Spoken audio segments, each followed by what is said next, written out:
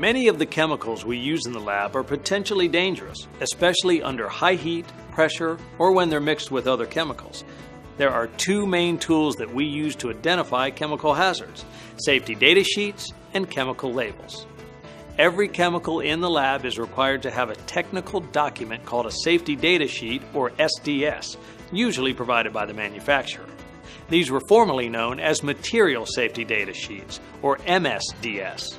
The safety data sheet is a one-stop shop to find out about a chemical's properties, hazards, and safety precautions. Know the location of the safety data sheets in your lab and review them before working with a chemical for the first time. GHS is an acronym for the Globally Harmonized System of Classification and Labeling of Chemicals. This new system provides an international standard format for safety data sheets. All SDS must now be organized into 16 sections. Section 1, Identification. Here you'll find the chemical's name, description, and the manufacturer's contact information. 2. Hazard Identification. This section lists signal words, warnings, and safety symbols. 3. Composition. A list of ingredients. 4. First aid measures. What's the required treatment for a person who's been exposed? 5.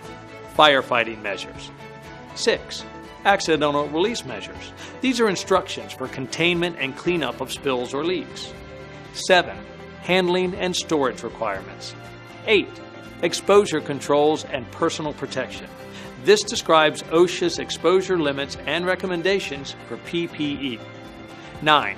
Physical and chemical properties, such as appearance, odor, pH, flash point, solubility, and evaporation rate. 10. Stability and reactivity. How to avoid hazardous reactions. 11. Toxicological information. Find out about the likely routes of exposure symptoms as well as short and long-term effects. Sections 12 through 16 aren't mandatory, but you should at least be familiar with them. Ecological, disposal, transport, and regulatory considerations. Section 16 is for any other pertinent information. This is where you'll find the date that the SDS was prepared along with the last known revision. Safety data sheets provide a lot of information about how to use chemicals safely in the lab. But there's also another way to learn about a chemical, and that's by reading its label. The new GHS format requires each chemical in the lab to be labeled with the product name, a signal word such as danger or caution, physical, health and environmental hazard statements, precautionary statements, pictograms, first aid instructions, and the supplier's contact information. Pictograms consist of a symbol on a white background, framed in a red border. Each pictogram represents a specific hazard.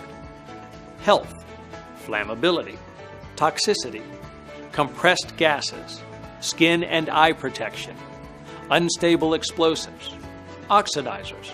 An oxidizer is a chemical that initiates combustion through the release of oxygen. Environmental hazards and acute toxicity. Now you know how to identify potential chemical hazards by looking at both safety data sheets and chemical labels. In our next lesson, we'll examine some important techniques for handling chemicals safely.